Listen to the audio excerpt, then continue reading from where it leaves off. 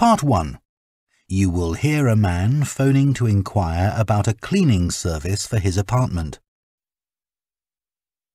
Hello, Easy Life Cleaning Services, Jacinta speaking. Oh, hello. I'm looking for a cleaning service for my apartment. Do you do domestic cleaning? Sure. Well, it's just a one-bedroom flat. Do you have a basic cleaning package?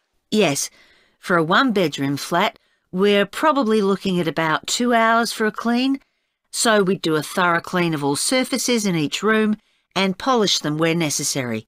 Does your apartment have carpets? No, I don't have any, but the floor would need cleaning.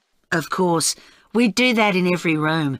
And we do a thorough clean of the kitchen and bathroom. Okay. Then we have some additional services which you can request if you want.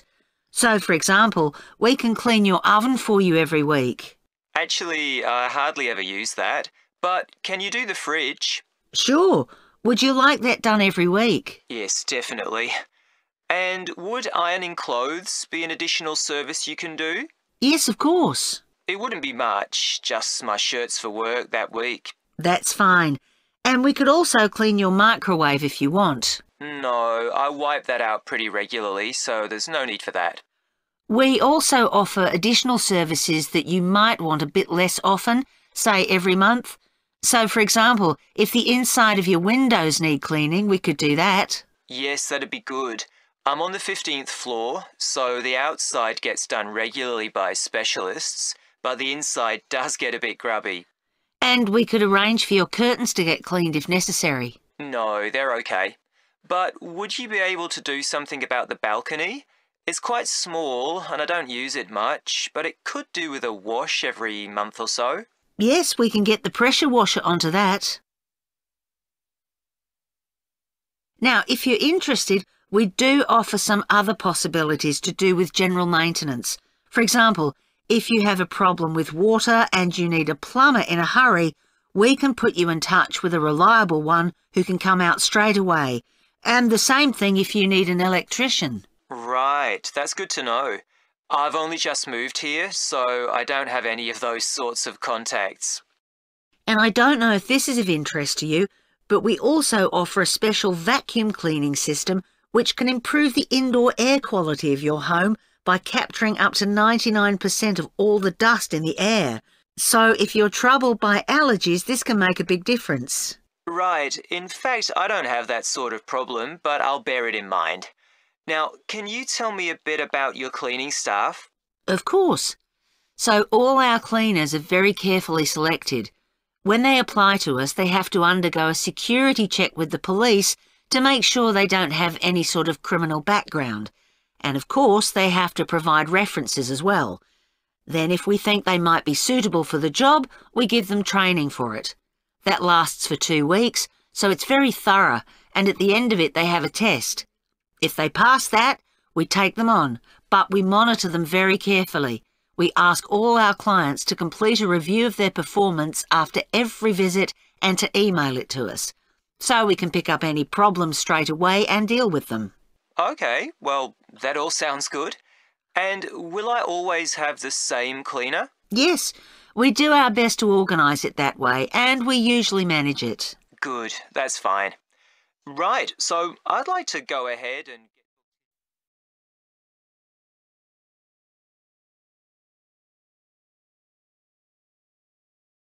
Part 2.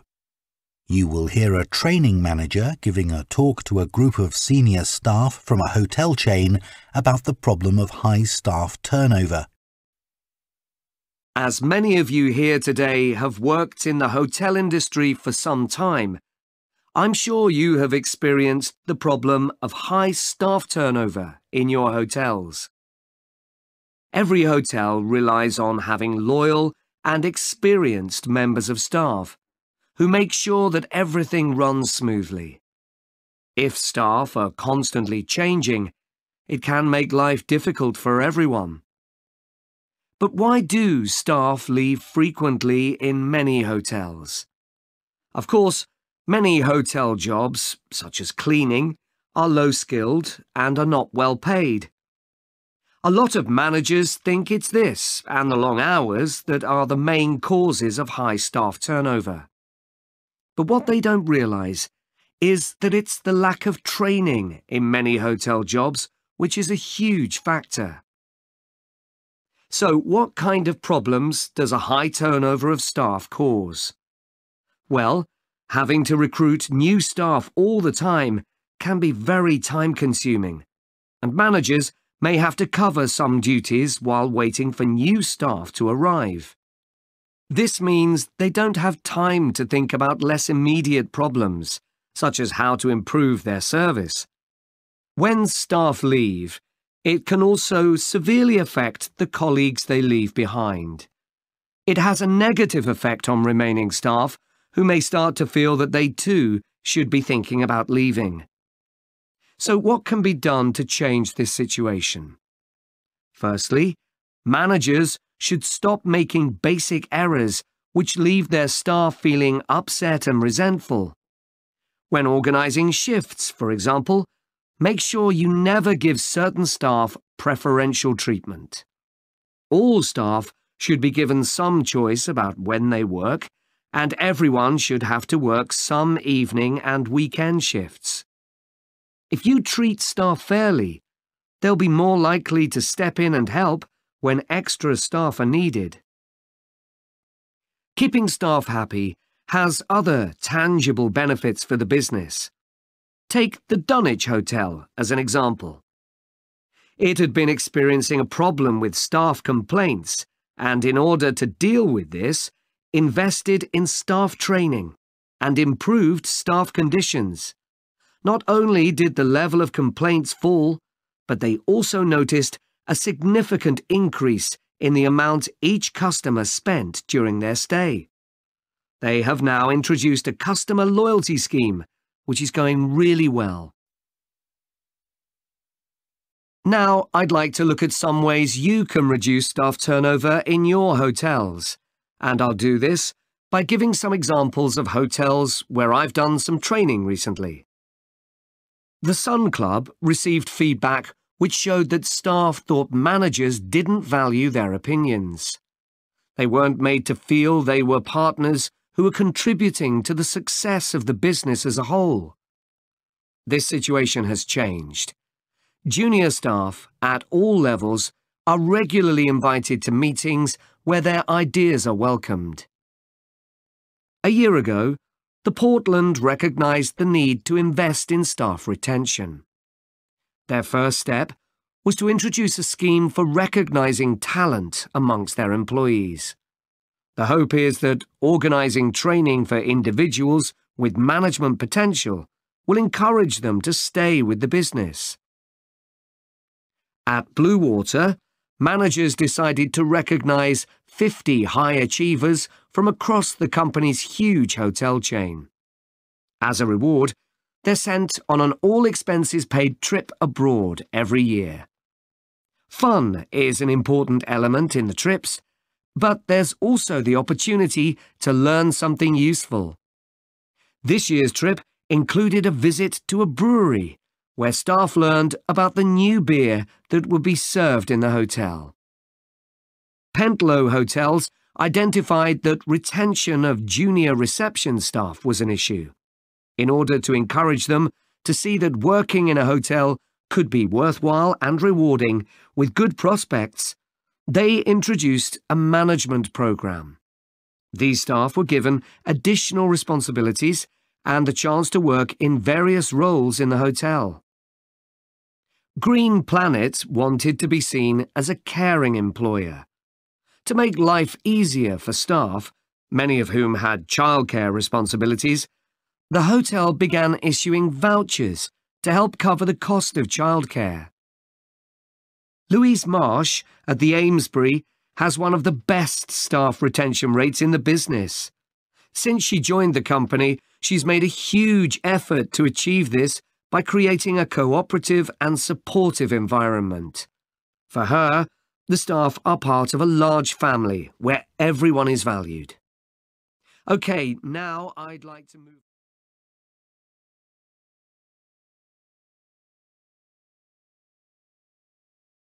Part 3. You will hear two students called Jean and Thomas discussing their sports science course. Hi, Thomas. How are you enjoying the course so far? Yeah, I think it's good. Remind me, why did you decide to study sports science?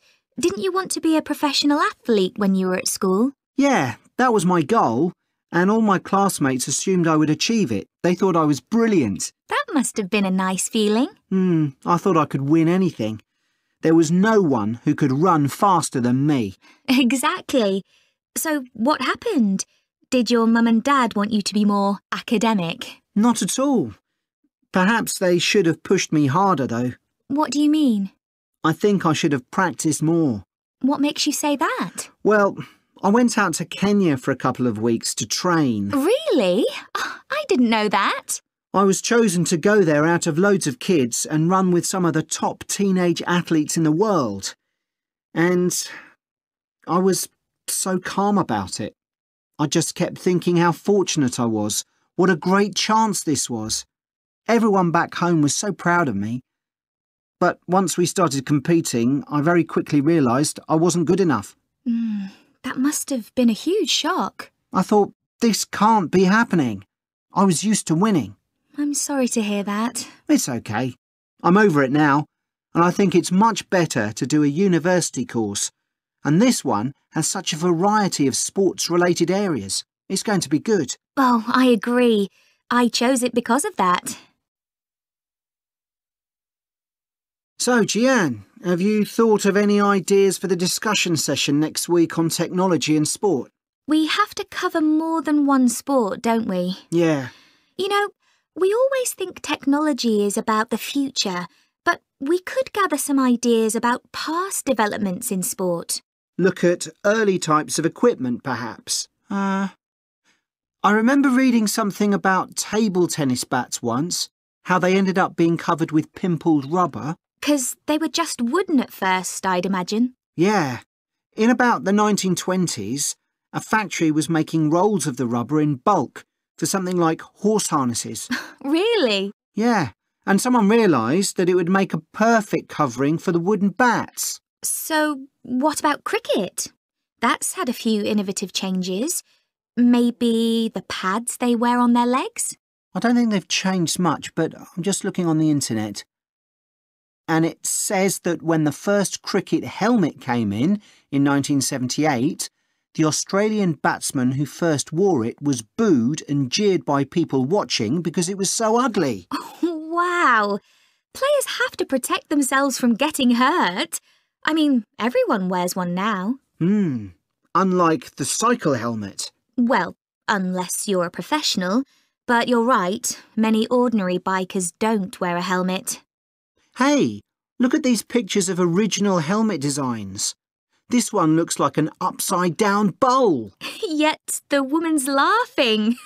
She's so proud to be wearing it.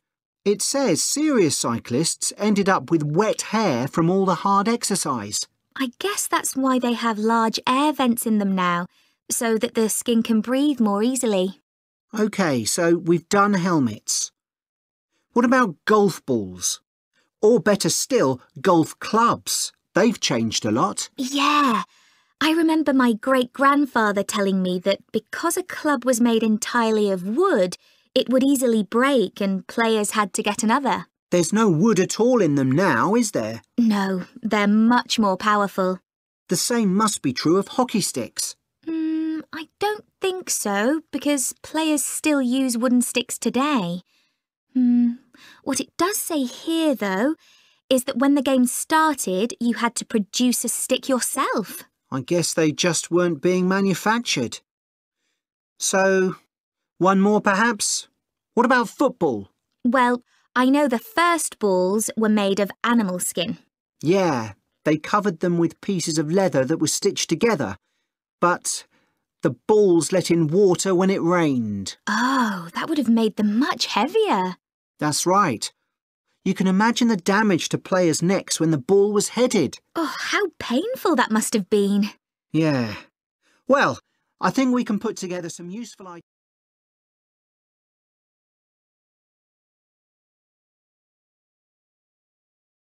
Part 4. You will hear a presentation by a food science student about the production of maple syrup. Hello, everyone. Today, we're going to look at another natural food product, and that's maple syrup. What is this exactly? Well, maple syrup looks rather like clear honey, but it's not made by bees. It's produced from the plant fluid, or sap, inside the maple tree, and that makes maple syrup a very natural product. Maple syrup is a thick, golden, sweet-tasting liquid that can be bought in bottles or jars and poured onto foods such as waffles and ice cream, or used in the baking of cakes and pastries. It contains no preservatives or added ingredients, and it provides a healthy alternative to refined sugar. Let's just talk a bit about the maple tree itself, which is where maple syrup comes from. So, there are many species of maple tree, and they'll grow without fertilizer in areas where there's plenty of moisture in the soil. However, they'll only do this if another important criterion is fulfilled, which is that they must have full or partial sun exposure during the day and very cool nights. And I'll talk more about that in a minute. There are only certain parts of the world that provide all these conditions. One is Canada, and by that I mean all parts of Canada. And the other is the northeastern states of North America. In these areas, the climate suits the trees perfectly. In fact, Canada produces over 2/3 of the world's maple syrup, which is why the 5-pointed maple leaf is a Canadian symbol and has featured on the flag since 1964. So, how did maple syrup production begin? Well, long before Europeans settled in these parts of the world, the indigenous communities had started producing maple sugar. They bored holes in the trunks of maple trees and used containers made of tree bark to collect the liquid sap as it poured out. As they were unable to keep the liquid for any length of time, they didn't have storage facilities in those days. They boiled the liquid by placing pieces of rock that had become scorching hot from the sun into the sap. They did this until it turned into sugar, and they were then able to use this to sweeten their food and drinks. Since that time, improvements have been made to the process, but it has changed very little overall.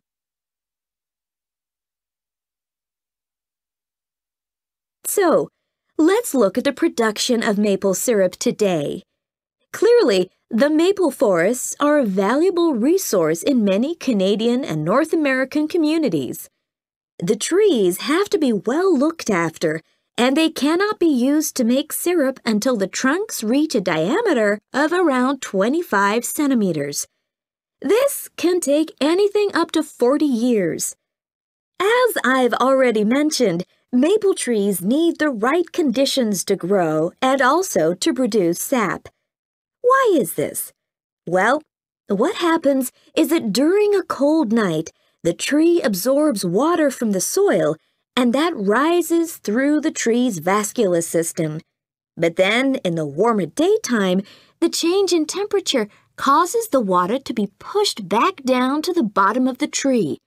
This continual movement, up and down, leads to the formation of the sap needed for maple syrup production.